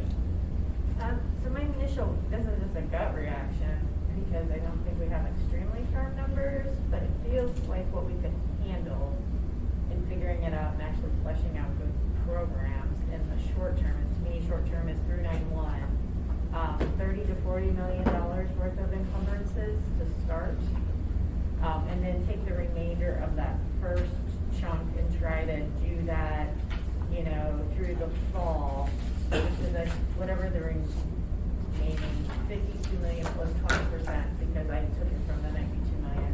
Yeah, start with mega math and it devolved, so I apologize, but take that and then take those next two $20 million buckets, those last two, and look at those more toward our transformative things. So it's a guess at best. Thanks. Austin? I think I'd be willing to, at the meeting of June 23rd, allocate more money into the rental assistance, and Meg has already been doing some work to try to figure out how much that is with CEHA and other partners. I think we know that's a need, and we all agree, so why wait until another month has gone by? Beyond that, I feel like I need a lot of information, like how would all the programs work? I think we need more time together to talk through that and to think big about some of the work programs that are possible.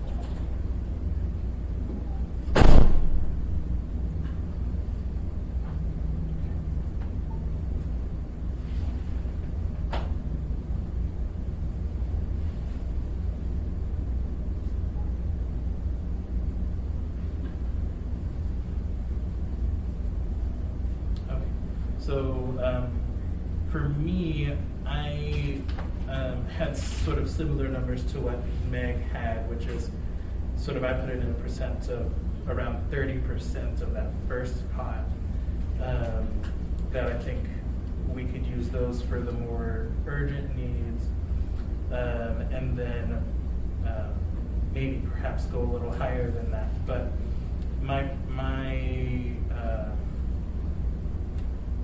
from what I am hoping to achieve, the rest of that, at least the last two pots, and then should go to more of that systems transformative, and then the rest of that first pot could go maybe towards that, what we heard a lot from people of, they need us to think in terms of that second or third wave of assistance that folks might need. So that's how I am thinking of these different pots of money and what we should use now and what we maybe should encumber towards later.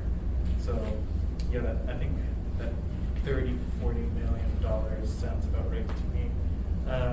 Cameron?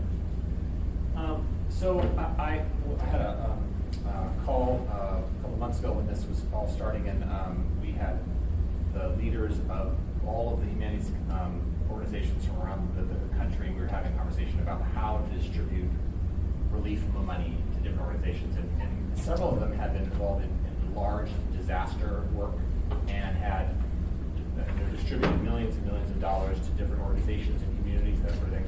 One of the pieces of advice that they gave was that to be very careful about how much you give out initially, because you just don't know what you don't know. And I think that that's really smart to be thinking about. There's a desire to get money to people immediately because they're hurting and there's things going on right now. But I think there's just so many unknowns for us right now that I think it's smart for us to think about this in phases. And I like that idea of saying let's think about 3 phases. Let's think about phase 1 and put a chunk of money there. Phase 2, put a chunk of money there, that sort of thing. Because that would give us the rationale and the discipline to be able to respond immediately to the things we feel like are necessary, but to give us a pause between the next round, because we'll learn a lot between 1 and 2. So that I believe, and I think thinking about 30, 30, 30, or whatever it is, in that way. The second thing is that I do think that there is a way for us to figure out businesses that are actually sort of being threatened to close, or threatened to sort of lay off a large number of our employees, or these kinds of things. And I challenge us to figure out a way for us to ask some pointed questions of organizations to try to distinguish between an organization that is hurting but going to be okay, and an organization that is gonna take some losses, as opposed to we can't survive this. And so I would just challenge us in that. So in terms of the allocation of money, that initial pot, I really do. Those 3 pots that I have first, employment, housing, and vulnerable population. Now, the vulnerable population piece, as a nonprofit person, I know that one of the advantages of a lot of those organizations is that their funding isn't necessarily dependent on, people buying things, or people, there are events that were canceled and there are these kinds of things, but a lot of that money is grants, federal money, state money, private money, these kinds of things that is going to keep coming. And so in many cases, a lot of those safety net organizations are going to be okay. And so I think just thinking about how to distribute that safety net money, but jobs and housing are at the top of my list. Making sure that we're helping people to keep their job or to get a job, and making sure people have a place to live. And so that I think is really priority for me. So those are my thoughts about distribution of funds. Great, thanks. Okay, so I'm going to combine these last 2 roundtables into one since we're running out of time. So this one... Did you do John and Crystal? Oh, I didn't. No, sorry. Crystal? Thanks, Austin. Thanks, Felix. You know what? I don't know that I have anything to add. I think everybody's kind of tracking the same way if we're all thinking about the phasing. If I just throw a figure out there, I'm happy with 40 million as being the top of that at this point. But again, I think it is really important to make sure that we're keeping track of how things are changing and evolving as we move forward. So starting small with some of what we've already got in place and just adding to that is probably a really good place to start. And we're just, we're going to learn more every week. So let's phase it. Thanks. Thanks. John? Thanks. I don't know that I have like dollar amount allocations figured out, but I'll throw you some dollars that have come my way. And one is $9 million for Little Bears, the daycare in Girdwood, and to expand their clinic so that they can function under the new COVID-19 kind of rules and function independently of Anchorage. And that's a project that is shovel-ready because they've been working on it a lot. And, of course, they had that bond that Girdwood was willing to pay for it on their own. But that failed. But that's a good project that does some things that really help the resiliency in that part of town. And Girdwood has a little bit of trouble because on the federal stats, they're such a high-income town. But, of course, they have loads of workers that support that who are low-income. And they're trying to, they are leveraging this project with Alyeska providing their workers housing in Girdwood. So it's a pretty neat project for that. And that's something that meets the medium needs, but also has a huge long-term impact. Homeless shelter as quick as we can. We've got that code change coming up, and things can move really fast to get an alternative for the Sullivan Arena and some site that could be a homeless campus, not just the overnight and day shelter area. For business, there's a lot we can do, but it is worth knowing there is a lot of money in this economy right now. And that's partly the, $600 bonus on unemployment gave a lot of people who had little money a real boost. That $1,200 was also a boost, and we all know there's a PFD coming in July. And in the small sample of one, which is my business, it feels like permanent fund month. So for right now, there is money in the economy. And, that's how you seek out which businesses are surviving and won't, is where does the money go? Where do customers go to spend their money? So I'm not sure that answered your question, Felix, but those are thoughts. Thanks, John. Thanks. Yeah, not an easy one to answer. Okay, so this last one that I want to do is really going to help think about what's next. So, and obviously I need to schedule more time for these. So, I use this list as example. I don't want us to think that this is the list, but if we were to talk about this list and decide, okay, here's how we're going to rank these 1 through 20.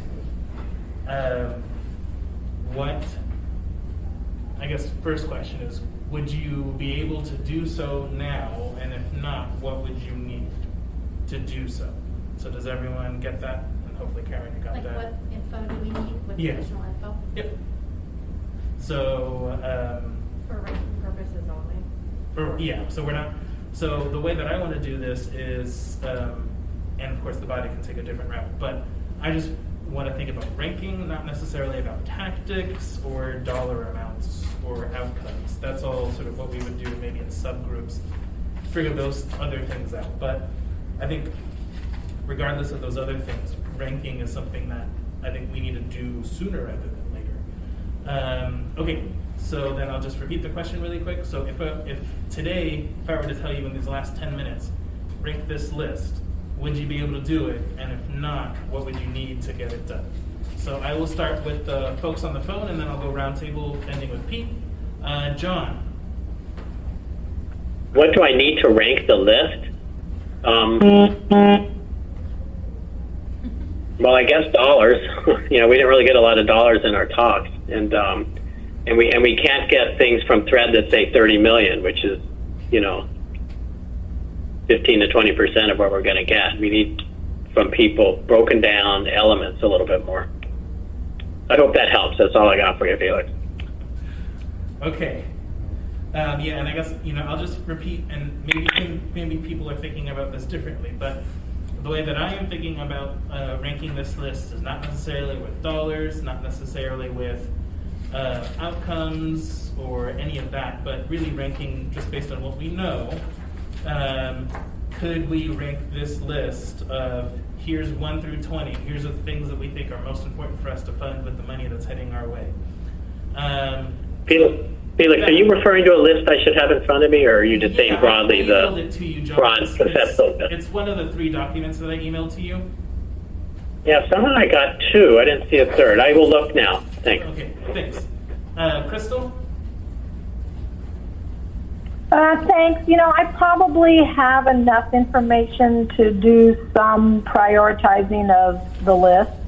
But again, it is problematic when you don't have specific dollar amounts. I think of food security as being a huge one that I'm not even sure exactly what that means, other than I mentioned the fact that I thought we should, we're going to need to probably support our food pantries. But anyway, I could probably come up with something off of this list, and I don't think I necessarily need specific dollar amounts unless somebody has those specific dollar amounts. And if they're already generated somehow, I would certainly, we could all benefit from seeing those numbers.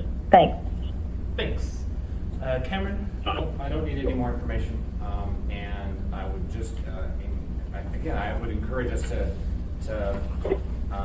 think of this as, we're giving guidance to the administration, and that they want to know, based on what we've heard from our constituents, what we believe the priorities are and what we believe should be their vote focus.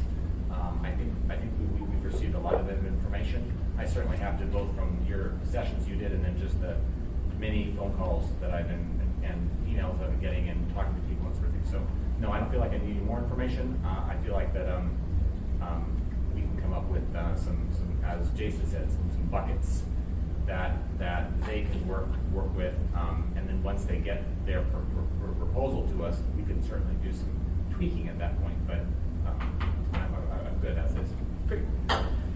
Yeah, so I think I'm also there with Cameron. I'm good as is. I don't think I need any more information in terms of prioritizing the list. What I would want to do, sort of on top of giving the prioritized list to the administration, is I would want to work with the administration on what outcomes that we hope to achieve for any of these specific buckets, and then sort of let the administration work with those outcomes and develop whatever they think, whether it's grants or sole source, whatever they think works best to achieve those outcomes. That's what I care about. Austin. Thanks. I think I still need more information. I think it's things like, are small businesses inherently good?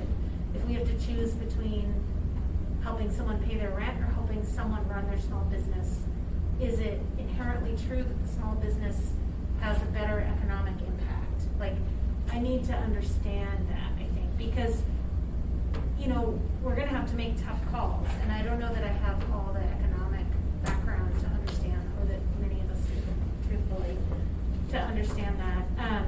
I also find it really hard to rank in the abstract without numbers or an understanding of how the programs work. So, for instance, while I think childcare is really important, if the money we put into childcare just enables, mostly white affluent people to continue having their kids go to daycare and doesn't really help other people, I'm less interested in that. So I think it just depends on the way the programs work, how much money we're talking. I mean, yeah, I could say, rental assistance is a priority, but maybe not at $50 million, but maybe at 10, So I think I would welcome another conversation. And if other people aren't feeling it, I could do that, with a couple people outside of this process, but, and maybe a little bit of expert advice on economics.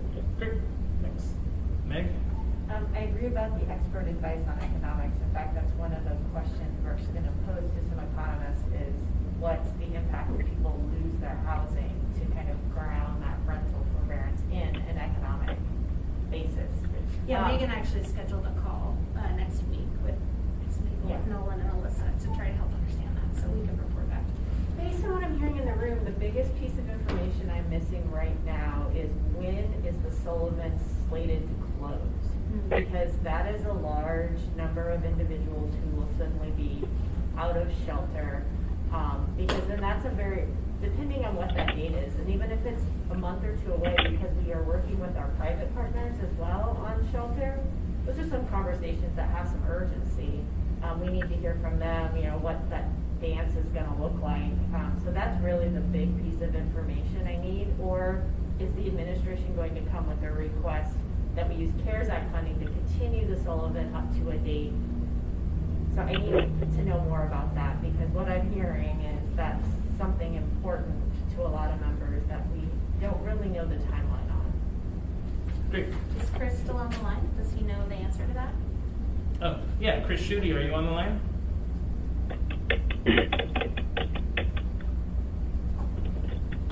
Maybe. Yes, Oh, I think so. Am I off mute? Yeah, I can hear you. Outstanding. Can you, was the question about the Sullivan Arena? Yes, Chris, it's whether or not, when the Sullivan is slated to close, or if there'll be an administration ask, and you may not know the answer or may not want to tell me the answer right now, that we continue funding the Sullivan, shifting the funding source to CARES Act. Shifting the funding source to CARES Act. Okay, I think I missed part of that question during the vibrating phone, but I understand the gist of it. So the Sullivan Arena, which we do plan on returning to its former state, doesn't have a hard and fast timeline attached to it, because as you were pointing out, what happens to the people that are utilizing that facility needs to be established prior to shutting it down. The contract for the Sullivan Arena runs through, or the original contract ran through the end of July. Robin and Beans Cafe are currently working on a modification to that contract that takes into account the new reality that we are going to surpass the July 31 exit date for just that facility. Meanwhile, we have already emptied the Boki and the Dempsey Anderson and are in the middle of the cleaning and sanitization processes for those. But I don't have a hard and fast deadline, or I guess timeline, for the Sullivan because it is contingent, at least at the moment, it's contingent on us finding a place for the people that will be displaced when it does close. Okay, thank you. Thanks. So I want to see if we can extend for 10 minutes. I don't want to use all 10 minutes, but just in case. Move to extend for 10 minutes. Is there a second? Second. Any opposition? Okay, we'll extend. Pete. Well, I was just looking at the list, and I was thinking that if we put these in sort of categories, because some of them are like housing categories, workforce categories, it would be easier to rank them. But the way it is now, I would start ranking them, going, oh, wait a minute, I have this ahead of this. So then you want to cross out and start over. And so I can see where it would be. It would be a difficult thing to do. Yeah. Thanks. Yeah, it's totally honest. It would be. Okay, so then with that, I will probably my next step is going to be to next week likely organize that meeting that I know some have been calling for, which is going to be that broader hear from the experts in terms of what Chris was talking about. So the Rasmussen, Atwood, those experts, hear from the economists, and I don't know necessarily if we'll be able to do the sort of hear directly from individuals. That might need to be a separate sort of process of hearing directly from people. Can I add something? Sure. Just in thinking about Chris's idea of the work project, I'd love to hear from the administration about if they think that's a good idea and what departments or, like, what have they been trying to do that they can't do? Things that spring to mind are parks and trails and homelessness related, but are there other things that, that chunk of money could help them achieve that would make the community better? Annually process property tax payment. There you go. Yeah. Yeah. Sorry, I couldn't That was for remember you, that. Crystal. Oh, Alex, I hadn't thought about that. Is there a way we can do payment plans for the? No, there isn't. But I'd be happy to answer that question again. In fact, I'm answering that question to Dean Gates right now. I don't know. I think we can maybe be creative. We'll see. Okay, so with that, so does that gel for everyone? Sort of the next meeting focusing on those things?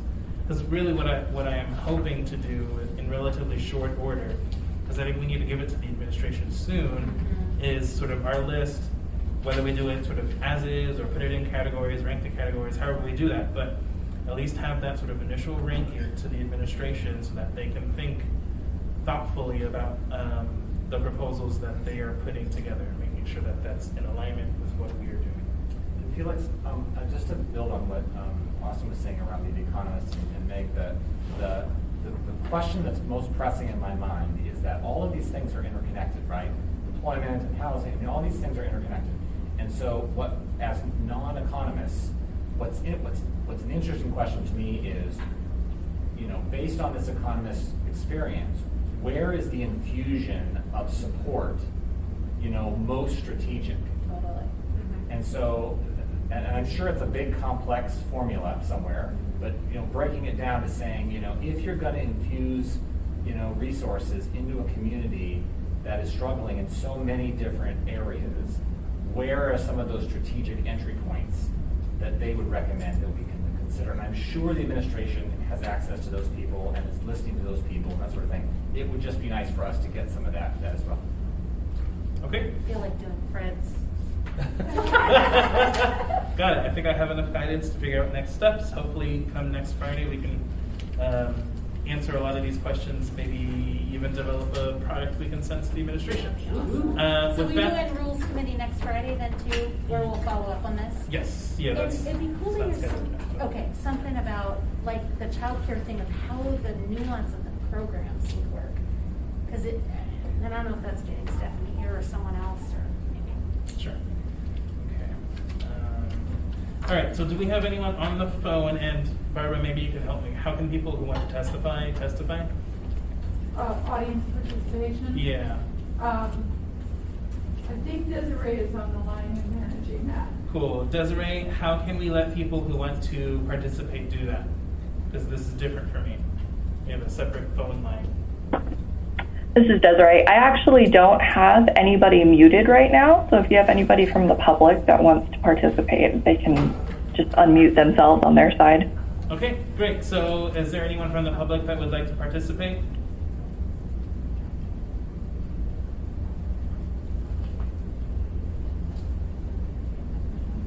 Anyone at all? Okay, then we are adjourned.